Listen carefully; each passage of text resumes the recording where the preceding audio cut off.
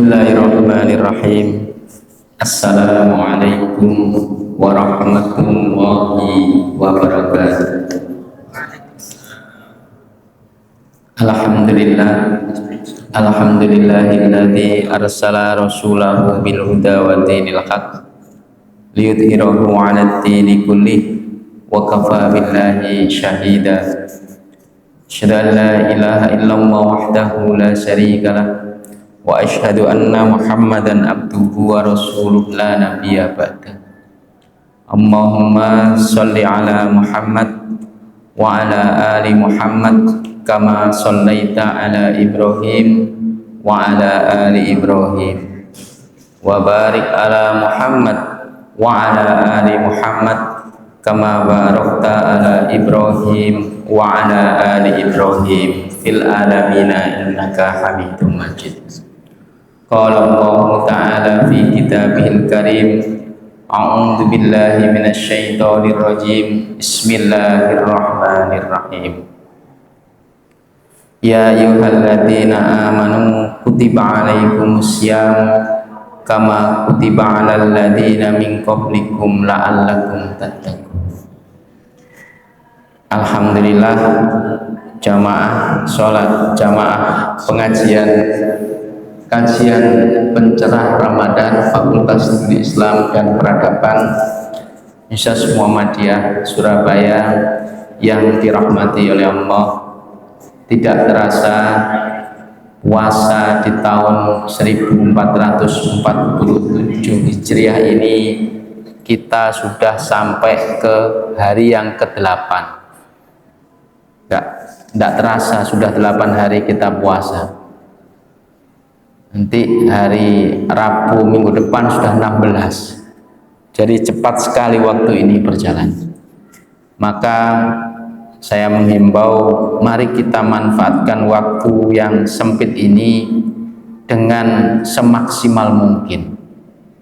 Untuk apa? Untuk melaksanakan perintah Allah dan menjauhi segala larangannya. Karena waktu itu cepat sekali. Saya merasakan 10 tahun ini bagai berlalu begitu saja, cepat sekali. Maka itu tidak mengherankan kalau ada pepatah Arab yang berbicara bahwa al-waqtu kasoif falam taktohu kota'aka. Waktu itu seperti pedang. Kalau kita ini tidak pinter-pinter menggunakannya, maka kita sendiri yang akan terpotong oleh atau terlukai oleh pedang tersebut. Maka teman-teman mahasiswa, manfaatkan waktu itu dengan sebaik-baiknya, sebaik-baik mungkin. Anda hari ini ada yang semester 2, ada yang semester 4, ada yang semester 6. Ini 2 tahun lagi ada yang sarjana, ada yang sudah mau sarjana, dan 2 tahun itu cepat sekali. Maka itu manfaatkanlah.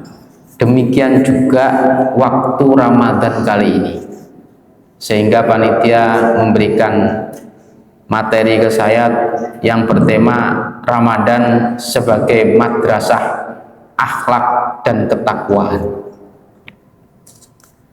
Kata madrasah itu saudara dari kata darosa, yadrusu darsan, yang mempunyai makna belajar atau mempelajari.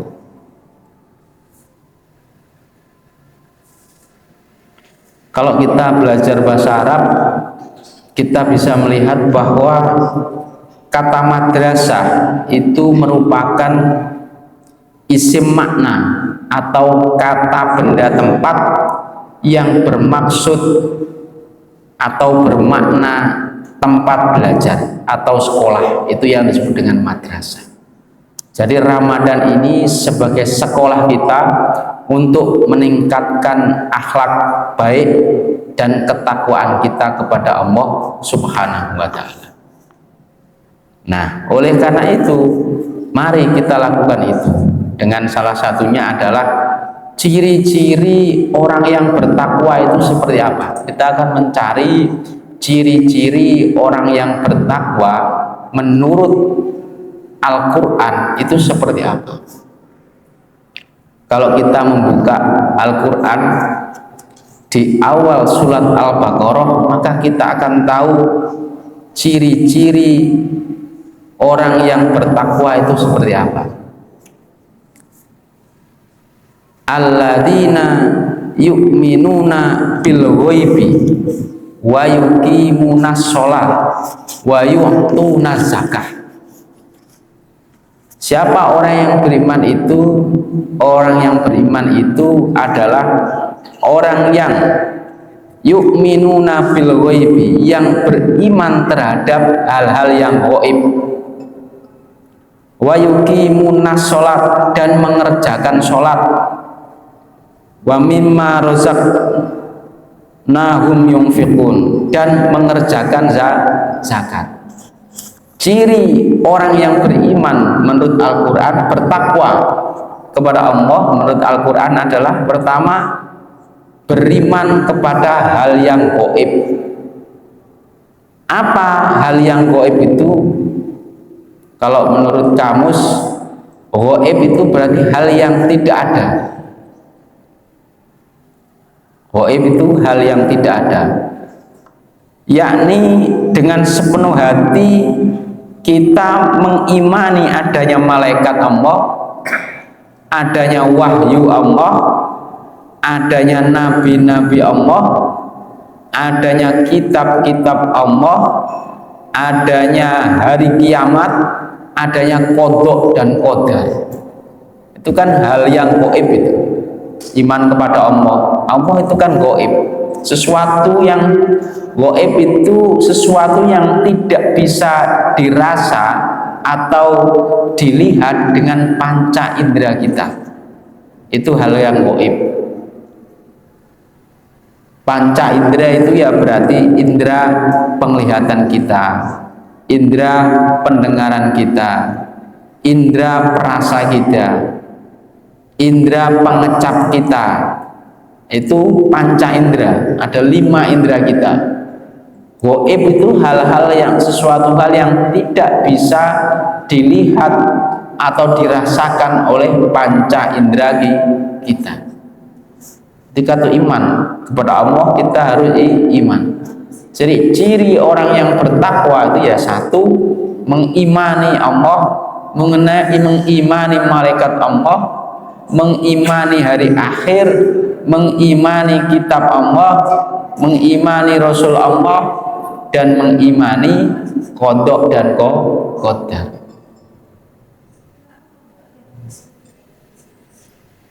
Ini ciri pertama orang yang bertakwa. Ini menurut Al-Quran di surat Al-Baqarah ayat ketiga. Ciri yang kedua, agar Ramadan ini menjadi madrasah ketakwaan kita, ciri yang kedua adalah mendirikan sholat. Jadi sholat ini adalah sesuatu identitas sebagai seorang muslim. Apa identitas kita sebagai seorang muslim? Sholat.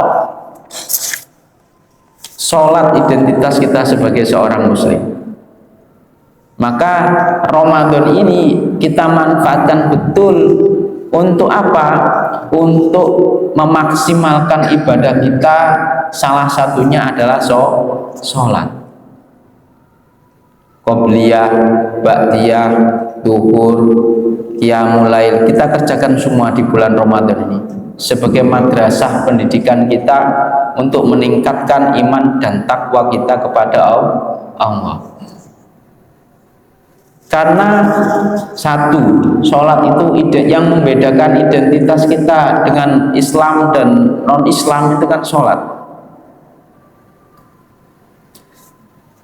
Yang kedua, sholat itulah yang nanti awal dihisab kita. Kalau kita meninggal, yang pertama kali dihisab itu sholat kita. Awwalu ma yuhasabu bihi yaumal qiyamati as-sholat. Ada sebuah hadis itu, al yauma awwaluma pertama kali yuhasabu dihisab yaumal qiyamati pada hari kiamat itu sholat kita. Apakah sudah kita melaksanakan kewajiban sholat kita 5 kali dalam sehari itu? Selain sebagai identitas kita seorang muslim, sholat itu juga nanti yang menjadi bekal kita di hari akhir. Kalau kita hidup selama 50 tahun misal atau 70 tahun, karena hari ini kan angka harapan hidup masyarakat dunia ini kan terus naik, terutama di Indonesia. Angka harapan hidupnya di atas 70 tahun. Itu berarti rata-rata usia kematian itu 70 tahun. Meningkat Indonesia ini. Daripada 20-30 tahun yang lalu, angka harapan hidup kita naik. Misal usia kita 70 tahun.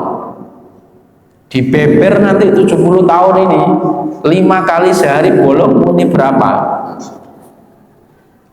Kalau merah semua ya identitas kita sebagai seorang muslim yaitu nilai rapot kita yaitu. Kalau di kampus bisa revisi. Nah kalau sudah masuk di alam kubur, di alam barzakh mana bisa merevisi? Iya kan? Kalau di kampus nilai saya BC Pak, bisa enggak saya mau revisi menjadi B atau AB? Masih bisa, waktunya masih ada. Apalagi masa sekarang dikasih AB aja masih protes. Dikasih AB itu protes. Padahal AB itu ya sudah baik. Dulu di zaman saya nilai BC aja baik. Saya 20 tahun, 25 tahun yang lalu loh ya. Tidak sekarang. 25 tahun yang lalu kita dikasih BC kok wis syukur alhamdulillah oleh BC. Nah, sekarang dikasih AP minta banding jadi A.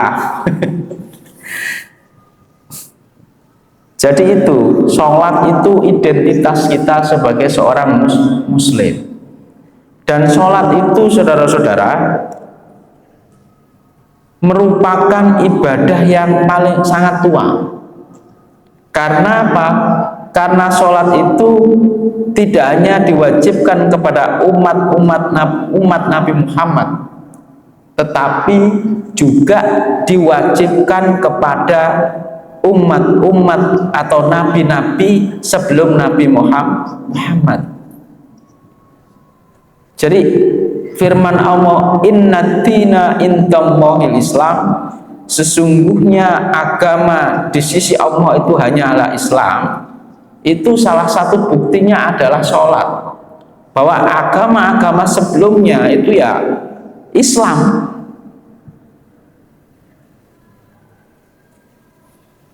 Makana Ibrahima Yahudiyan wala Nasroniyan walakin musliman. Ibrahim itu kan sempat dipertanyakan agamanya oleh orang Yahudi dan Nasrani.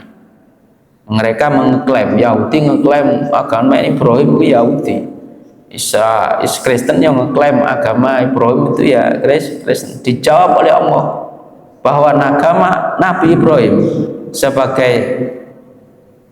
sebagai bapaknya para nabi itu ya Muslim. Identitasnya apa? Sholat. Nih di dalam surat Maryam ayat 31 disebutkan, dan dia memerintahkan kepadaku untuk melaksanakan sholat dan menunaikan zakat selama aku hidup.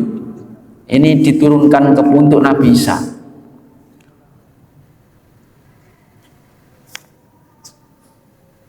Kemudian ada juga ayat yang mengidentitaskan Nabi Ibrahim di surat Ibrahim ayat 40.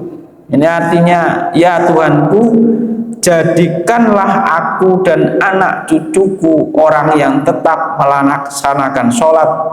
Ya Tuhan kami, perkenanlah doaku. Robbi ja'alni muqimas sholati wa min dzurriyyati Rabbana wa taqabbal du'a. Nabi Ibrahim juga sholat, Nabi Isa juga sholat, Nabi Musa di dalam surat Thaharah ayat 14, innani anallahu la ilaha illa ana fa'budni wa aqimus sholata lidzikri. Sesungguhnya aku ini Allah, tidak ada Tuhan selain aku, maka sembahlah aku dan laksanakan sholat untuk mengingatku. Nabi Musa ini juga sholat, Nabi Ibrahim sholat sebagai bapak para nabi, Nabi Isa juga sholat, Nabi Musa alaihi salam juga sholat. Dan banyak ayat-ayat lain yang menerangkan bahwa nabi-nabi sebelum Nabi Muhammad itu juga sholat. Kenapa? Karena sholat itu adalah menghubungkan kita dengan Tuhan. Relasi kita dengan Allah Subhanahu wa Ta'ala itu dibangun itu dengan sholat. Allahu Akbar, Allah Maha Besar. Inni wajjahtu wajhiya, ini sesungguhnya aku wajjahtu menghadapkan wajahku kepadamu, lillahi rabbil alamin, kepada Tuhan yang Maha Esa. Inna sholati, sesungguhnya sholatku, wa nusuki, dan ibadahku, wa mahyaya, dan matiku, lillahi rabbil alamin. Coba bayangkan, ya Allah duh Gusti, uripku, ya kan, ibadahku, matiku untuk Allah Subhanahu wa Ta'ala, membangun relasi. Makanya kalau sampean sumpek, ya kan, garap skripsi sumpek, garap tugas akeh, kiriman duit wong tuwek ya durung tutuk, kos-kosan wis njaluk dibayar, utang neng kono neng kene wis akeh, sumpek lah pokoknya. Wudu, sholat itu membangun relasi kita dengan Tuhan. Dan waktu sholat itu yang paling enak memang ya di dini hari, jam 3:30, 4 sholat tahajud itu enak banget, seakan kita ini berbicara dengan Tuhan. Ini saudara, fungsi sholat salah satunya, mungkin nanti diterangkan di yang lain. Tapi ciri orang-orang yang bertakwa menurut surat Al-Baqarah itu tadi adalah beriman. Satu, beriman kepada yang gaib. Yang kedua adalah mendirikan sholat. Ciri orang yang bertakwa yang ketiga dalam surat Al-Baqarah disebutkan adalah orang yang menafkahkan sebagian rizkinya, atau orang yang bersedekah, atau orang yang mengeluarkan rizkinya untuk kemaslahatan umat atau untuk orang lain. Wa mimma razaqnahum yunfiqun, dan menginfakkan sebagai rizki yang kami anugerahkan kepada mereka. Saudara-saudara yang dirahmati oleh Allah Subhanahu wa Ta'ala, mengenai infak atau zakat atau sedekah itu memang kalau di dalam Islam itu jenisnya itu banyak. Setidaknya satu, ada zakat, ya kan? Ada infak, ada sedekah. Ini bedanya apa, Pak? Nah, ini ada bedanya. Infak, zakat, dan sedekah. Kalau zakat itu sesuatu hal harta benda yang harus kita keluarkan itu konteksnya wajib. Ada dua, satu zakat fitrah dan yang kedua adalah zakat mal. Setiap individu yang lahir sampai nanti akan meninggal dunia itu kewajiban untuk melaksanakan zakat fitrah di bulan Ramadan. Tentu bagusnya waktunya itu di akhir bulan Ramadan menuju Syawal, itu bagus-bagusnya kita menunaikan zakat fitrah namanya. Hanya 1 tahun sekali setiap individu. Jadi kalian semua nanti kalau bisa wajib untuk mengeluarkan zakat fitrah, kecuali memang kalian ini miskin dan miskin sekali, pokoknya gak duit belas, pokoknya randu apa-apa lah. Nah itu baru nggak wajib. Tapi karena saya lihat HP sampean ya iPhone ya kan, masa nggak zakat fitrah, hanya 3 kilo beras saja. Zakat fitrah ya, semuanya wajib, mulai bayi yang baru lahir sampai orang tua yang meninggal itu dalam artian mau meninggal dunia, sakaratul maut begini, itu masih wajib untuk mengeluarkan zakat fitrah. Yang kedua jenis zakatnya adalah zakat mal, zakat harta benda kita, termasuk zakat profesi.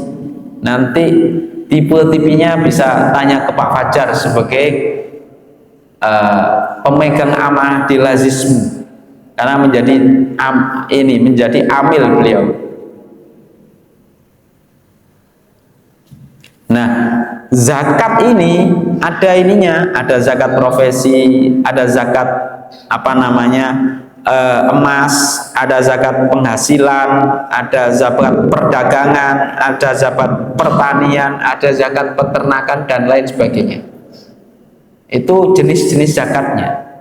Dan ciri-ciri orang yang bertakwa itu adalah melaksanakan zakat. Baik itu zakat mal maupun zakat fitrah tadi ya. Nah, jenis yang kedua apa? Yunfikun tadi. Jenis yang kedua adalah infak.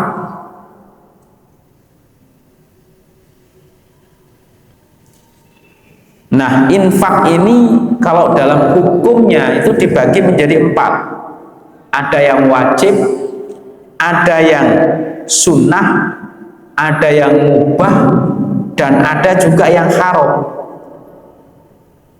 Yang wajib ini ya tadi zakat fitrah, zakat mal itu wajib. Maka kalau di dosen Unmu Surabaya, dosen karyawan dan semuanya di Unmu Surabaya sudah dipotong di gajinya itu set sekian persen untuk langsung dialihkan ke lazis untuk zakat. Alhamdulillah kita nggak usah mengeluarkan zakat lagi karena sudah dipotong oleh universitas untuk zakat. Jadi persis semua dosen dan karyawan di Unmu Surabaya ini sudah berzakat. Dan itu berlaku umum se-Indonesia. Mulai dari pegawai rumah sakit, pegawai sekolah, pegawai universitas, seluruh pegawai Muhammadiyah di Indonesia, mulai ujung Papua sampai ujung Aceh, itu sudah berzakat karena langsung dipotong dari gaji. Itu untuk menggugurkan kewajiban tadi. Karena itu tadi, ciri orang yang bertakwa itu menginfakkan hartanya. Yang kedua apa? Sunnah. Misal apa? Kalian melihat fakir miskin, sak norek nggih, sampean tukokno sego sak piring. Itu bagian dari infak. Oh ya rek, aku anak wong sugih, katene bantu lazismu misal. Tak bantu 50.000, 100.000. Itu infak.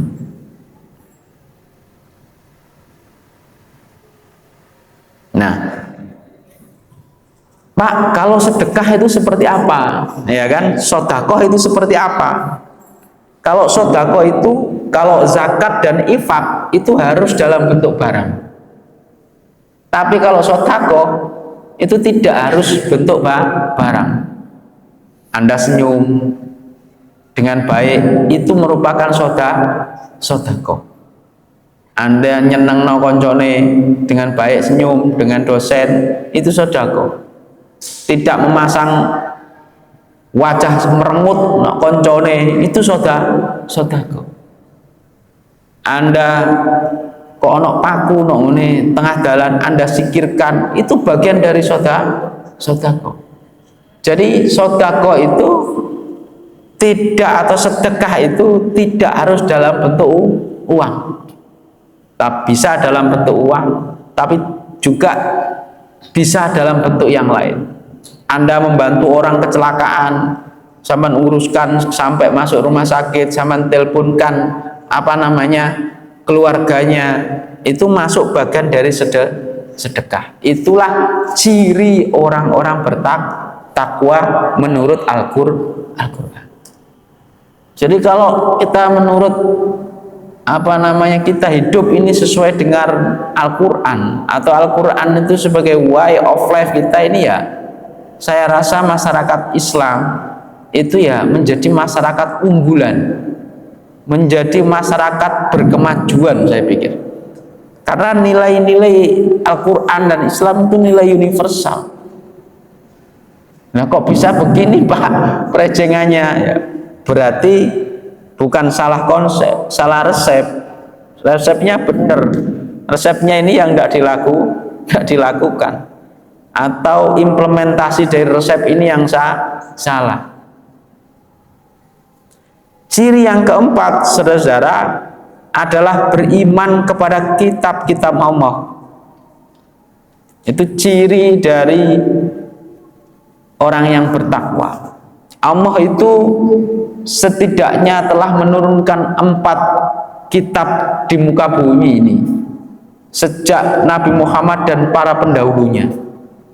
Ada Zabur, ada Taurat yang diturunkan ke Nabi Musa, ada Injil yang diturunkan kepada Nabi Isa, dan yang terakhir diturunkan adalah Al-Qur'an.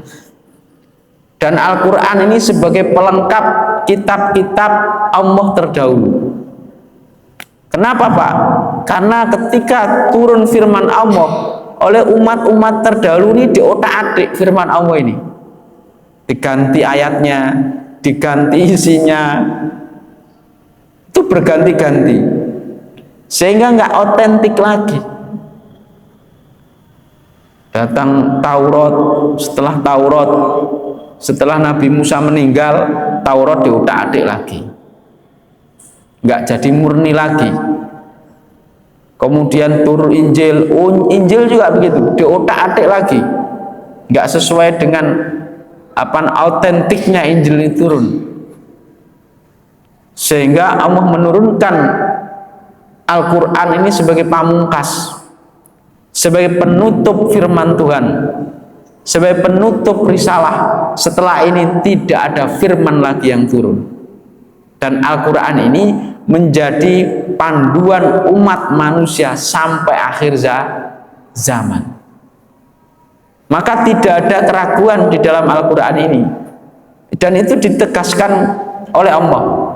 Alif Lam Mim, dzalikal kitabu la raiba fi. Dzalika ini Alkitabu, kitab, la raiba fi, tidak ada keraguan sedikit pun di dalamnya. Bahkan di bagian yang lain, di ayat yang lain itu, orang kafir Quraisy itu ditantang untuk membuat Al-Qur'an, ditantang untuk membuat, kalau tidak bisa satu Al-Qur'an, satu surat saja. Kalau bisa tidak bisa satu surat, satu ayat saja. Dikumpulkan ke semua orang kafir Quraisy, dan hasilnya adalah tidak bisa juga. Orang mau membuat Al-Qur'an, mengotak-atik Al-Qur'an kan ya. Sekarang apalagi sekarang, tahfidz dari Yusas Muhammadiyah Surabaya itu udah unggulan semua, ya kan. Berat hari ini mau ngotak-atik isi Al-Qur'an, panjang cerita bos. Karena tahfidz tahu menjamur sekarang ini, orang berlomba-lomba untuk menghafal Al-Quran. Karena mungkin bisa diklaim ya, di dunia ini kitab yang paling mudah untuk dihafal itu adalah Al-Quran. Saya ragu kalau ada orang Kristen atau pendeta semisal yang hafal satu Alkitab itu, kok rasanya itu belum ada ya? Atau saya yang nggak tahu, mungkin saya yang tidak tahu, tapi kok rasa-rasanya kok belum ada yang hafal persis titik komanya seperti para tahfidz, para tahfidz Ummu Surabaya ini yang hafal persis 30 juz. Titik koma, alif lamnya itu persis, pandang pendeknya stif, mat hurufnya persis. Itu kok rasa-rasanya itu hanya Islam yang punya kemampuan untuk dihafal dengan mudah Al-Quran ini. Kenapa? Ya karena Al-Quran ini mukjizat, sehingga Al-Quran ini mudah untuk dihafal dan otentik. Itu pernah ada seorang kolektor barat itu yang dia punya manuskrip 300 tahun yang lalu. Bible itu di abad 17, Bible itu di abad 18, Bible itu di abad 19, dan Bible itu di abad 20. Dibuka semua beda-beda isinya. Al-Quran di abad 17, 18, 19, 20 sama itu isinya. Kenapa kok bisa begitu, Pak? Karena yang menjaga Al-Quran itu langsung Allah Subhanahu wa Ta'ala. Itu tadi, zalikal kitabu la raiba fi. Zalika ini al-kitabu, kitab la raiba fi, tidak ada keraguan sedikit pun di dalamnya. Dijaga oleh Allah. Kenapa? Karena ini wahyu, karena ini pesan Tuhan terakhir di muka bumi ini, penutup. Nabi Muhammad itu penutup, dan Al-Quran itu juga penutup risalah. Selesai, the end. Maka kita sebagai umat Islam, apalagi di bulan Ramadan ini, bulan madrasah kita untuk mendidik diri kita, maka wajib bagi kita mempelajari Al-Quran dan menjadikannya sebagai way of life, pedoman hidup, jalan hidup. Maka kalau membaca Al-Quran itu jangan seperti tukang ojek, wus, jangan. Baca Al-Quran itu dengan baik, dengan tartil dan hayati maknanya. Hayati maknanya itu diresapi, dihayati. Agar apa? Agar mantap di dada kita. Fi sudurihim, di dadamu itu mantap ada Al-Quran. Sampai jam berapa ini deh? Masih lama ya? Oh, masih 15 menit. Hadirin yang dirahmati oleh Allah, ciri manusia yang bertakwa agar kita ini terus meningkatkan Ramadan ini sebagai madrasah kita, ciri selanjutnya, ciri yang kelima adalah menahan amarah. Ini ada di dalam surat At-Taubah ayat 134. Disebutkan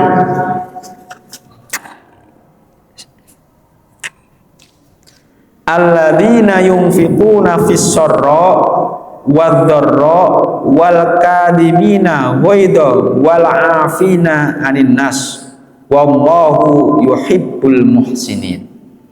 Orang yang bertakwa itu siapa mereka? Apa ciri-cirinya? Alladzina, orang-orang yunfiquna, yang berinfak fis-sarra wadh-dharra, di dalam lapang maupun sempit dia terus berinfak. Dan orang-orang yang menahan amarah, orang yang sabar, orang yang kuat menahan amarah, itu ciri orang-orang yang bertakwa. tidak mudah marah, itu orang yang bertakwa. Sabar dalam menjalani kehidupan, itu orang yang bertakwa. Jadi sabar dan tidak mudah marah itu enak diucapkan. Ojo muring-muringan, itu enak diomongno, dinasihatno. Tapi angel dipraktek no. Iya kan, kesenggol sidik misu, kesenggol titik, yo nama-nama hewan keluar semua, ono asu, ono kire, ono macem-macem. Apalagi di pergaulan hari ini, itu di lift itu saya kadang tuh dengar anak-anak mahasiswa, anjing ini, ya kan? Rasaku ono kene gak ono asu. Ya kan, anjir, apel, babi, apa, ketek, metu kabeh. Itu apa? Itu berarti kurang memaknai ini. Jadi ciri orang yang bertakwa itu adalah orang yang menahan amarah. Alladzina yunfiquna fis sarra wadh-dharra wal kadhibina ghaidha afina anin nas. Menahan marah. Di dalam Al-Qur'an itu Allah berfirman, wala nabluwannakum bisay'in minal khauf wal ju' wa naqsim minal amwali wal anfusi wat thamarat wa bassiris sabirin alladzina idza asabatkum musibah qalu inna lillahi wa inna ilaihi raji'un. Ini perintah untuk kita bersabar. Wala nabluwannakum bisay'in, dan kami Allah itu akan mendatangkan sesuatu kepadamu, akan mendatangkan ujian. Setiap dari kita ini pasti akan didatangkan ujian dari Allah. Setiap dari kita, setiap manusia yang ada di bumi itu pasti akan dikasih ujian oleh Allah. Berbeda-beda ujiannya. Maka jangan eri. Kono diai pun mosok aku HP bongkeng ini, ya kan? Jangan iri. Ujian orang itu berbeda. Wala nabluwannakum bisay'in minal khauf, manusia itu akan diuji Allah oleh rasa takut, minal khaufi wal ju'i, dan lapar, wa naqsim minal amwal, dan kekurangan harta, was samarot, dan kekurangan buah-buahan, kekurangan jiwa, wal anfusi was samarot wa basiris sabirin, dan kalian jadilah orang-orang yang sabar. Siapakah orang yang sabar itu? Alladzina idza asobathum musibah qalu inna lillahi wa inna ilaihi raji'un. Orang yang sabar itu adalah orang ketika dia didatangkan musibah, dia berkata inna lillahi wa inna ilaihi raji'un. Sampean didatangkan musibah gede cilik, ngomong inna lillahi wa inna ilaihi raji'un, terus kita bersabar. Itu tandanya Anda menjadi orang yang bertakwa. Ini menurut surat At-Taubah ayat 134. Ciri yang kelima tadi, menahan amarah. Maka ada hadis itu, la taqdhab walakal jannah. Janganlah kamu marah, bagimu surga. Karena menahan kita untuk tidak marah itu berat, makanya diganjar surga. Dan bersabar, menurut pengalaman saya, orang yang sabar adalah orang yang paling kuat. Bukan kata di dalam hadis itu orang yang paling kuat itu siapa yang Rasulullah? Apakah orang yang paling kuat dalam berkelahi, berperang, dan berfisik yang lain? Tidak, kata Rasulullah. Tetapi orang yang kuat itu adalah orang yang kuat dalam bersabar, dalam menahan hawa nafsu. Wong sing sabar wong paling kuat. Dan sepanjang dan ataupun sependek pengetahuan saya, orang yang sabar itu lebih enak, lebih mudah. Karena belum tentu apa yang kita inginkan itu baik bagi kita. Apa yang dikasih oleh Allah itu tidak baik bagi kita. Apa yang menurut pengalaman saya, apa yang dikasih Allah itu adalah yang terbaik bagi kita. Ada banyak pengalaman kita ini berdoa, bertahun-tahun kita berdoa tentang itu. Ya Allah, aku pengen ini, pengen ini, pengen ini, pengen ini. Itu kita berdoa bertahun-tahun. Tapi ketika datang masanya, belas gak dijabai belas. Tidak dijabai belas. Ini ya wis dilakoni ya kan, sholat yo sholat malam, yo ngaji macam-macam lah, agar untuk kita kesampaian apa yang kita inginkan tadi. Berdoa itu 5 kali sehari tentang apa yang kita inginkan tadi. Ketika tiba masanya ternyata enggak zong, ya kita sabar aja. Ternyata apa? Ketika zong itulah terbaik bagi kita. Ternyata kita dikasih lain oleh Allah, hal lain yang lebih baik, diganti yang lebih baik. Baru setelah bertahun-tahun kita tahu, oh iki to maknanya. Setelah kita ini dulu berdoa bertahun-tahun ternyata tidak dijabai, ternyata diganti oleh Allah dengan yang lebih baik, di luar prediksi kita, di luar konsep kita. Maka seringkali itu kita mengkonsep, memprediksi, mengusahakan, tetapi rupanya takdir Allah itu yang terbaik. Ya kita berusaha saja. Udah menjadi sunatullah kalau kita ini harus berusaha dan berdoa. Tidak berhenti kita berusaha berdoa itu, tapi biarlah ketentuan itu ada di tangan Allah. Jangan kita mengintervensi. Karena ketentuan Allah itulah yang terbaik. Nah itu bentuknya dalam bentuk sabar. Mudah Pak? Enggak. Pahit. Menerima kenyataan sebuah kegagalan pahit. Tapi ya sabar. Ternyata ada makna besar di balik kegagalan kita ini. Belum tentu apa yang dikasih Allah waktu itu tuh baik bagi kita. Ujungnya itu ada itu, ya Allah jadikan saya bupati, ya kan, ikhtiari karu-karuan NTE sudah miliar untuk jadi bupati, untuk jadi wali kota, untuk opondongo lah, tahlilan, syukuran macam-macam, jeketek setahun jadi bupati digawa KPK. Banyak teman saya yang begitu itu. Ternyata kan apa yang diminta dikasih betul itu tidak membawa berkah.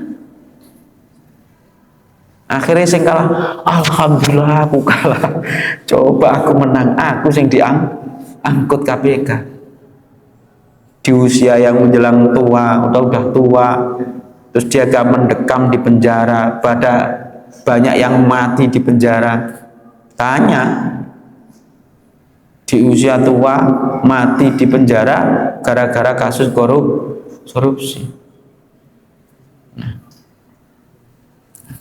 Yang kelima apa? Ciri orang yang bertakwa, kata Allah. Ciri orang yang bertakwa di dalam surat At-Taubah ayat 34 tadi adalah memaafkan kesalahan orang lain. Nah, ini. Itu tadi. Wal kadhibina ghaidha wal afina anin nas. Sapa sing pernah diloro ati no wong, to diloro atine wong? Siapa di sini yang pernah sakit hati karena perilaku orang lain? Saya yakin semua itu pernah. Bapak pernah? Ya pernah. Sering, yo sering. Dilarakno ati. Iya kan? Dan orang yang sering memberikan sakit hati kita dan orang yang kita cintai, orang yang di sebelah kita, sekitar kita kan. Ya tidak mungkin kan orang luar itu nyakitin hati kita. Dan ciri orang yang bertakwa itu adalah yang memaafkan sakit hati kita. Sakit hati kita maafkan saja. Kita ikhlaskan. Qalu inna lillahi wa inna ilaihi rajiun. Bekne sampean diputus ya wis inna lillahi wa inna ilaihi rajiun. Ikhlas noe. Apa yang sudah berlalu biarlah berlalu. Kita buka lembaran baru. Ikhlaskan apa yang sudah terjadi. Yang menyakiti hati kita buang saja itu. Masukkan yang baik. Orang yang bertakwa itu, makanya itu kan ini ciri-ciri yang bertakwa. Ini kan madrasah sekolah kita menjadi orang yang bertakwa. Itu cirinya salah satunya tadi selain bersabar menahan amarah juga memaafkan kesalahan orang lain. Betapapun itu pedih menurut kita. Pak, ya iso Pak, memaafkan bisa Pak, tapi melupakan tidak. Wis, ya kan? Anak-anak sekarang kan kalau saya lihat di TikTok, di IG, boleh kita memaafkan, tapi tidak akan aku lupakan. Podo ae. Memaafkan dan melupakan, katanya tinggal 5 menit.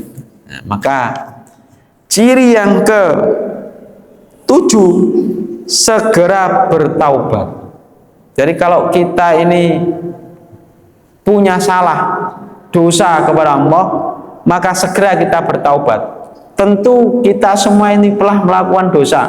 Pak, apakah sampean juga? Iya, sering. Wis, podo ae nek donya iki. Maka apa? Tobat. Tinggal 2 menit. Yang selanjutnya apa? Yang ke-8, berbuat ihsan. Dan yang ke-9 adalah menepati janji. Gak mudah menepati janji ini. Nanti mungkin kita bahas di lain waktu ya. Jadi saudara-saudara yang dirahmati oleh Allah, akhir kata dalam pengajian ini adalah mari jadikan Ramadan ini sebagai madrasah kita untuk menjadi orang yang bertakwa. Ada 9 tadi kriteria orang yang bertakwa, ciri-ciri orang yang bertakwa menurut Al-Quran dalam surat Al-Baqarah ayat 3 dan dalam surat At-Taubat ayat 134 dan 135. Akhirul kalam dari saya, mari kita menjadi orang yang bertakwa. Baca Al-Qur'annya ini ya sing tenanan, ojo sak karepe dhewe, ojo alon-alon dimanai sak di alon-alon dingerteni sak maknai. Kurang lebihnya mohon maaf apabila ada salah kata. Demikian dari saya, billahi fi sabil haq fastabiqul khairat. Assalamualaikum warahmatullahi wabarakatuh.